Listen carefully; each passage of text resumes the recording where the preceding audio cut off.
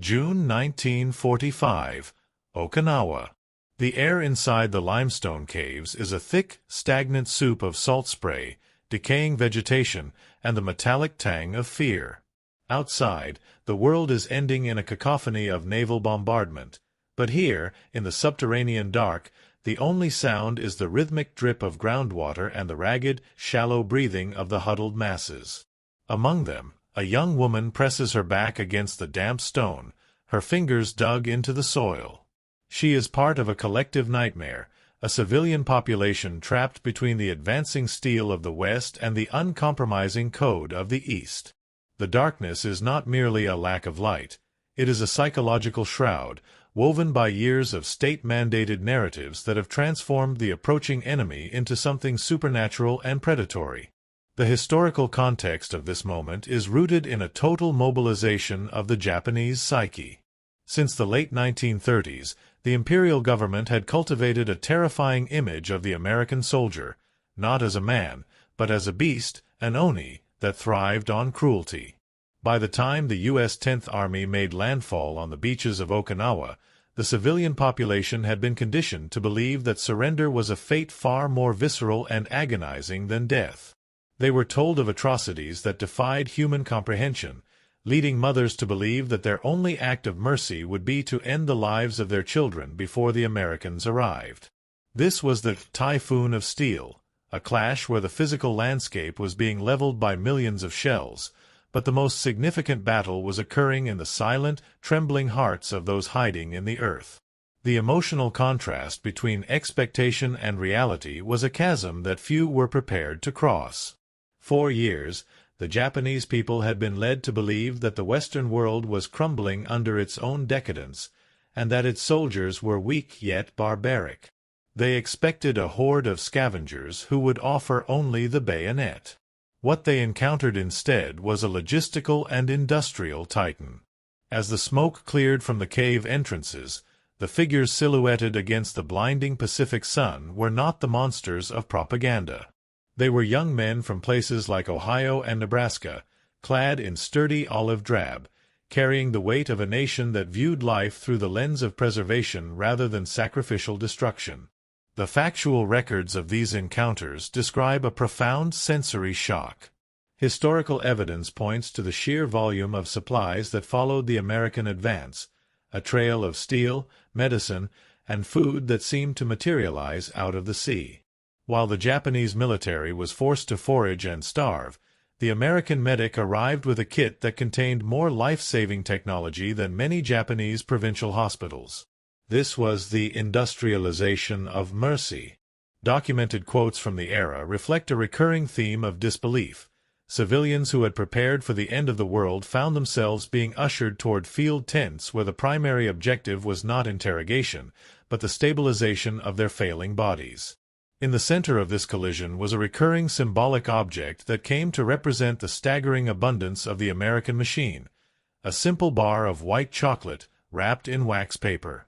To a population that had survived on meager rations of sweet potatoes and brackish water, this item was an impossibility.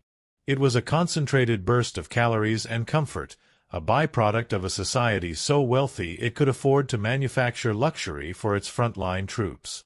When a medic reached into his satchel, the women did not see a man offering a gift. They saw a potential poison, a trick of the demon.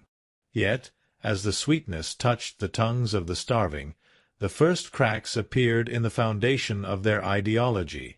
The chocolate was more than food.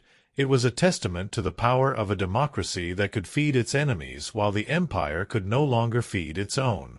As the dust of the initial bombardment settled, the shadow of the giants began to stretch across the scarred hillsides of the island. These giants were not the mythical creatures of folklore, but the physical reality of the American GI standing over a people who had been reduced to shadows themselves. The average American soldier in 1945 stood several inches taller and weighed significantly more than his Japanese counterpart, a biological byproduct of a nation that had not known famine or the rationing of the basic building blocks of life. For the Japanese women emerging from the dark, the first sight of these men was a sensory overload. They saw uniforms made of thick, high-quality herringbone twill, boots made of sturdy leather that didn't rot in the mud, and skin that glowed with the health of a diet rich in protein and vitamins. The logistical disparity was a silent, crushing weight. While the Imperial Japanese Army had reached a state of near-total depletion, with soldiers often forced to survive on a handful of moldy rice or the roots of trees, the Americans moved within a sprawling web of mechanized support. Behind every front-line medic stood a supply chain that spanned the Pacific, delivering crates of sterile bandages, sulfonamide powders, and morphine. This contrast was not merely military. It was a manifestation of two different worlds. One world had prioritized the spiritual purity of the struggle and the nobility of sacrifice, leading to a state of hollowed-out exhaustion. The other had leveraged the full weight of its industrial heartland to ensure that its soldiers were the best equipped, best fed, and most medically supported force in the history of human conflict. When the American medical units moved into the civilian sectors, the physical presence of their equipment was as intimidating as their weapons. They brought with them portable generators that hummed with a constant, mechanical vitality, and field lights that banished the ancient gloom of the caves. The Japanese civilians watched with wide, uncomprehending eyes as trucks unloaded more supplies in a single afternoon than their local villages had seen in a decade. The sheer scale of American waste, discarded tin cans, empty crates, and half-eaten rations, was a profound psychological shock. To a population that had been taught that the West was weak and nearing collapse, the sight of such effortless abundance suggested a reserve of power that was fundamentally terrifying because it was so casual. The fear was amplified by the language barrier and the deep-seated expectation of cruelty. The women watched the medics' hands, large, calloused, but strangely steady. They waited for the violence they had been promised by their leaders, but instead they saw these giants focused on the mundane tasks of sanitation and triage. The Americans did not look like the starving, desperate barbarians of the newspaper sketches. They looked like technicians of a new age, moving with a confident efficiency that suggested they weren't just here to occupy the land, but to reorder the very nature of existence. This was the arrival of a force that did not need to be cruel to be powerful. Its strength was written in the quality of its steel and the cleanliness of its bandages, a reality that the trembling survivors were only beginning to grasp. The moment of first contact occurred on the periphery of a ruined village near the Shuri line, where the scorched earth still smoked from a flamethrower's embrace. A small group of Japanese women and elderly men had been cornered in the skeletal remains of a communal storehouse by an American medical patrol. As the soldiers approached, the air became heavy with a sound that would haunt the survivors for decades, the rhythmic, heavy thud of combat boots on gravel. The women huddled together, pulling their children into the center of a human knot, their eyes squeezed shut in anticipation of the end. They had been told that the Americans would use them for target practice or worse, and in their minds, the clicking of a rifle's safety was the only music they expected to hear. Instead, the footsteps stopped, and the only sound was the heavy breathing of men who had just climbed a ridge. The physical reaction was visceral. A young mother, her kimono tattered and stained with the red clay of the island, began to shake with such violence that her teeth rattled, a sound audible in the sudden silence. When a medic, a corporal with a dusty Red Cross brassard, stepped forward and knelt, the woman let out a low, mournful keen. She expected the cold steel of a blade. Instead, she felt the pressure of a large, warm hand gently encircling her wrist. The medic was not looking at her with malice or lust, but with a focused, clinical intensity, his eyes darting to the second hand of a stainless steel wristwatch. This was the terrifying mystery of the pulse check. To a woman who had been told her life was forfeit, the act of a demon, measuring the rhythm of her heart, was a psychological paradox that nearly broke her mind. The expectation of immediate execution was so pervasive that every movement the medic made was interpreted through the lens of impending death. When he reached into his bag, the group recoiled, certain he was retrieving a grenade or a pistol to finish them off. The historical reality of this encounter was a collision of two vastly different philosophies of life. For the Japanese civilian, the body was an extension of the state, meant to be sacrificed for the emperor. For the American medic, the body was a machine that required maintenance, regardless of whose side it had been on. The medic didn't see an enemy. He saw a patient suffering from extreme dehydration, malnutrition, and acute shock. He saw a heart rate that was dangerously high and a thready pulse that signaled a body on the verge of collapse. As the medic held her wrist, the woman's trembling gradually transitioned from the frantic shaking of a trapped animal to a rhythmic sob of confusion. She watched as he signaled to his comrades, not for weapons, but for water. The sight of a silver-capped canteen being offered was the second shock. In the imperial narrative, Americans were wasteful and cruel, yet here was a soldier sharing his own precious supply of filtered water with a subhuman enemy. The act of checking the pulse served as the first bridge across the ideological divide. It was a recognition of a shared biological reality, that under the layers of propaganda and the grime of war, the blood flowed the same, and the heart sought the same survival. This was the beginning of the end for the myths of the cave. The demons were proving to be disturbingly, overwhelmingly human. The symbolic introduction of American medical technology arrived not with a roar, but with the cold, precise click of a metal case being opened. For the women gathered in the dust of Okinawa, the primary instrument of terror was the stethoscope, a tool that, in their eyes, resembled a bizarre and mechanical snake. When the medic draped the binaurals around his neck, the civilians saw a leash or a strangling cord. When he reached toward them with the silver chest piece, they recoiled as if from a drawn blade. The language of the stethoscope was entirely foreign to a population whose medical experience had been largely holistic or, by the end of the war, non-existent. They did not understand that the man in front of them was listening to the internal mechanics of their survival. They believed he was looking for a way to extinguish it. The terror felt when a medic reached for a pulse was rooted in the intimacy of the act.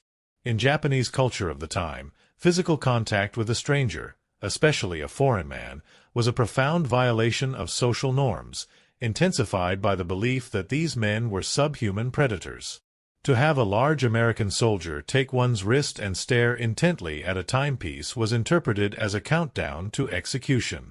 The women stood frozen, their breath hitching in their chests, waiting for the pressure on their pulse points to turn into a crushing force. They could not conceive of a world where an invading army would spend its most precious resource, time, on diagnosing the anemia or the heart murmurs of those they had spent months trying to conquer. The realization that the weapon was actually a diagnostic tool came slowly, unfolding in the silence between heartbeats. As the medic moved the cold silver diaphragm across a woman's chest, she felt the startling chill of the metal, but no pain followed. Instead, she saw the medic's face soften into a mask of concentration. He was not looking for a place to strike. He was listening for the telltale signs of the Typhoon of Steel inside her, the rapid, thready gallop of a heart pushed to the limit by starvation and fear. This was the clinical gaze of the West, a perspective that viewed the human body as a universal entity worthy of repair. The stethoscope became a silent bridge, translating the screams of the war into the data of a heartbeat. Historical records of these medical encounters often highlight the moment the civilian realized they were being seen as a human being rather than a target. When the medic finally removed the earpieces and nodded, perhaps offering a brief, tired smile, the tension in the room didn't just evaporate, it shattered. The diagnostic process was a radical departure from the imperial ideology that demanded the body be used until it was broken and then discarded. Here, in the hands of the enemy, the body was being measured, recorded, and valued. The silver stethoscope, gleaming in the harsh Pacific sun, stood as a symbol of a different kind of power. Not the power to destroy, but the power to understand and preserve. It was a silent, cold instrument that spoke a language of mercy the women were only just beginning to learn. The introduction of the recurring symbol began with a motion so small it was nearly missed in the chaos of the triage line. A medic, his face etched with the exhaustion of 48 hours of continuous duty, reached into the deep cargo pocket of his trousers. The women nearby flinched, instinctively bracing for the appearance of a weapon or a set of restraints. Instead, he withdrew a small, rectangular block wrapped in thick, pristine white wax paper. With a practiced flick of his thumb, he tore the edge of the seal, revealing a substance that seemed to glow in the dim light of the medical tent, a bar of white chocolate. To the Japanese women, who had survived for months on a dwindling ration of blackened sweet potatoes and the bitter roots of the island scrub brush, the chocolate was a biological impossibility. It represented a concentrated form of energy and luxury that had long since vanished from the Japanese home front. This was the K-ration dessert, a byproduct of an American industrial heartland so vast and untouched by the fires of war that it could afford to manufacture confections for its soldiers in the middle of a death struggle. The medic broke off a piece and held it out to a young girl who was clinging to her mother's tattered kimono. The mother's eyes darted frantically between the man's face and the offering, her mind locked in the grip of the propaganda that had warned her of poisoned bait used by the demons to lure their prey. The transformation of the encounter occurred the moment the scent of the chocolate hit the air, a rich, creamy aroma of vanilla and sugar that bypassed the intellect and spoke directly to the starving body. Seeing the girl's skeletal frame, the medic simply placed the piece on a clean bandage roll and stepped back, respecting the distance born of terror. When the child finally reached out and placed the morsel on her tongue, the reaction was instantaneous. Her eyes widened, and for a fleeting second, the mask of war-torn trauma vanished, replaced by the pure, unadulterated shock of sweetness. The white chocolate became a recurring symbol of American abundance. It was the caloric proof that the enemy lived in a world of surplus, while the empire had demanded only sacrifice. As the word spread through the ranks of the shivering civilians, the fear of the medics began to shift into a profound, destabilizing confusion. They saw that the Americans did not just have enough food to survive, they had enough to give it away to those they had just conquered. Every bar of chocolate handed out was a psychological blow to the imperial narrative. It was a tangible, edible piece of democracy, a sign that the power of the United States was rooted not just in its ability to destroy, but in its capacity to produce and provide. For the women of Okinawa, the white chocolate was the first true taste of the post-war world, a world where the primary weapon of the victor was not the sword, but a simple, sweet abundance that made the old ideologies feel like hollow, bitter husks. The field hospital was a sprawling grid of olive-drab canvas, erected with a speed that defied the local understanding of construction. Inside, the atmosphere was a startling departure from the chaotic, blood-slicked floors of the cave infirmaries. Here, the air was scrubbed clean by the sharp, stinging scent of rubbing alcohol and chlorinated water, a clinical perfume that signaled the presence of an advanced civilization. The Japanese women were ushered into these spaces with a trepidation that bordered on the holy, their eyes darting across a landscape of high-tensile steel cots and white linens. The shock was not merely in the equipment, but in the egalitarian distribution of care. They watched, paralyzed by a quiet disbelief, as American medical officers moved from an injured GI to a wounded Okinawan grandmother without a change in pace or a shift in focus. To the Japanese mind, conditioned by a rigid hierarchy of worth, the sight of an enemy officer using his specialized skills to mend the broken bones of a peasant civilian was a radical subversion of the natural order. The environment was a symphony of industrial efficiency. The women observed the constant flow of sterilized instruments, hemostats, scalpels, and forceps, which were boiled in pressure cookers that hissed like small locomotives. There was no desperate reuse of blood-soaked bandages here. When a dressing was changed, the old one was discarded into a bin to be incinerated, and a new, snowy white compress was unrolled from a sterile paper sleeve. This was the logistical backbone of American mercy. The civilians saw that the Americans possessed such a surplus of resources that they could afford to be meticulous with the lives of those they had been fighting only hours before. In the imperial clinics, medicine had become a scavenged luxury, often reserved for those who could still return to the front. In the American field hospital, medicine was a universal standard, applied with a cold, professional grace that made the previous years of sacrifice feel suddenly, agonizingly unnecessary. Central to this experience was the recurring presence of the white chocolate, which now sat in small bowls on the bedside tables of the recovering civilians. It served as a silent companion to the bitter taste of the sulfonamide pills they were required to swallow. The contrast was profound. The harsh, life-saving chemical followed by the smooth, decadent sweetness of the confection. This duality, the strength to cure and the wealth to comfort, began to reshape the survivors' understanding of their victors. They saw that the American medic did not need to shout or strike to command the room.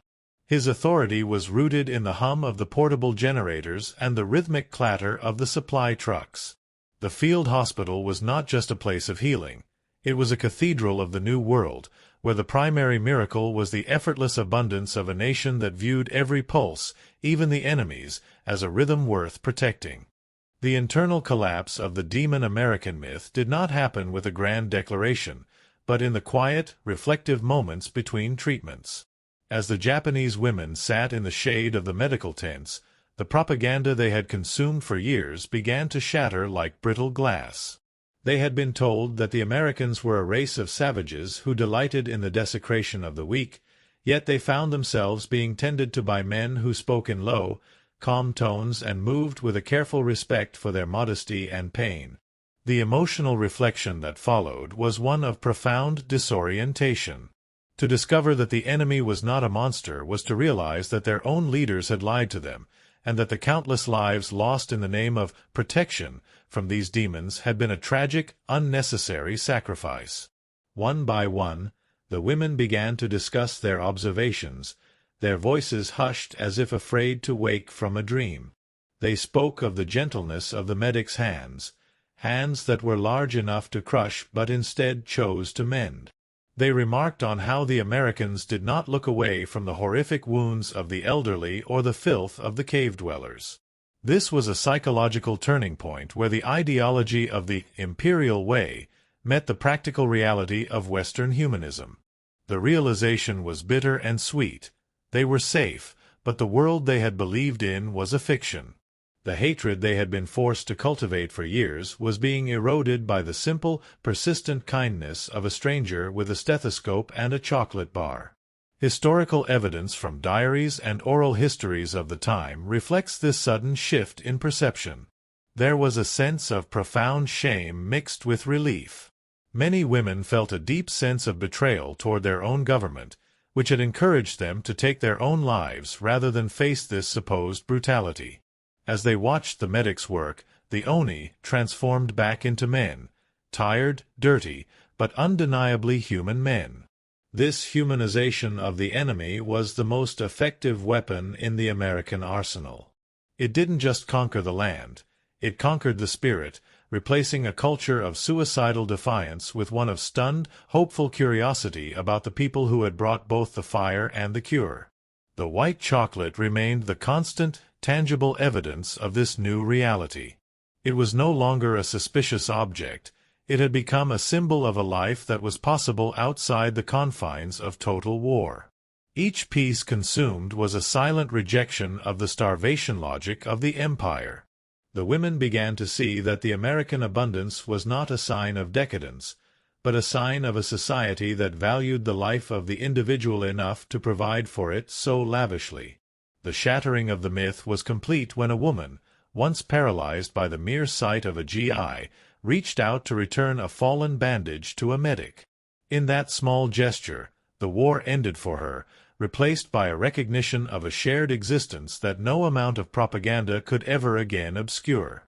The concept that every life, even the enemy's, held a measurable, valuable rhythm became the silent anthem of the medical camps.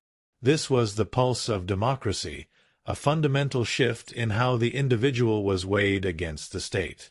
In the imperial system, the individual was a cell in a larger body, entirely expendable if it served the survival of the whole. But as the American doctors worked, they demonstrated a different philosophy. that the whole was only as strong as its smallest parts. Every time a medic adjusted a drip or checked a temperature, he was practicing a form of biological equality. It did not matter if the patient was a captured Japanese conscript or a local weaver, the medical protocol remained the same. This clinical impartiality was, in itself, a revolutionary act of governance, proving that the American system was designed to serve the living rather than sanctify the dead. For the Japanese women watching this process, the revelation was profound. They saw that the Americans possessed a type of strength that was not born of desperation or fanaticism, but of a quiet, methodical confidence in the value of life. The medics did not ask for loyalty before offering penicillin. They did not demand a profession of faith before bandaging a wound. The pulse they measured was not a political indicator, but a biological one.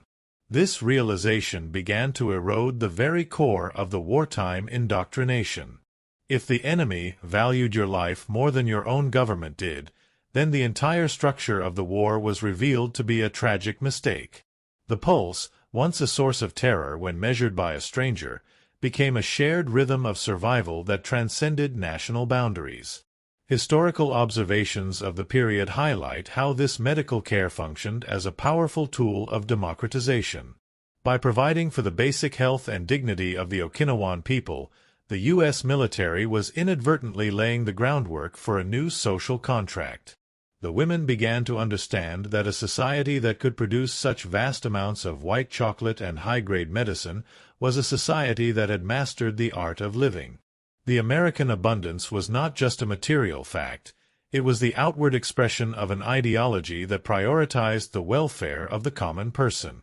The stethoscope was not just listening to a heart, it was listening to the birth of a new Japan, one where the rhythm of the individual would no longer be drowned out by the drums of war.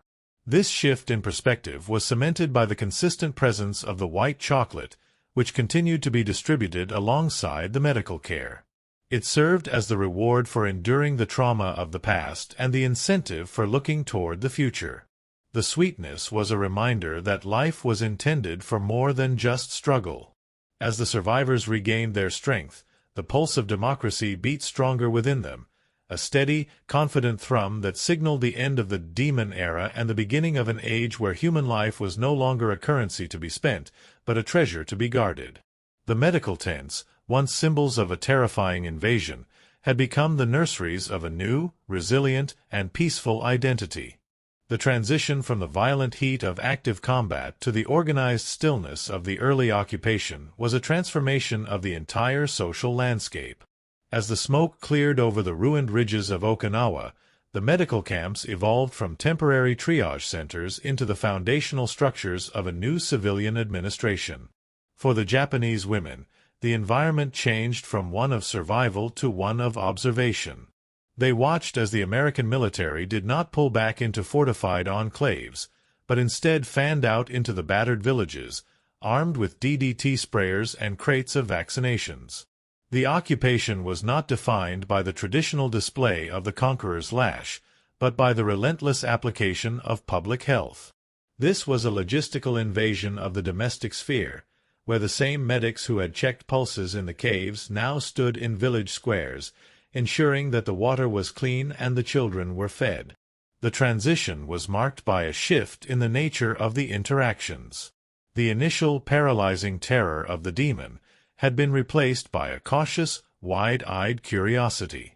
The women found themselves in a world where the primary authority figure was no longer a Kempeitai officer demanding total obedience, but a young American health official offering a bar of white chocolate in exchange for a thumbprint on a medical record.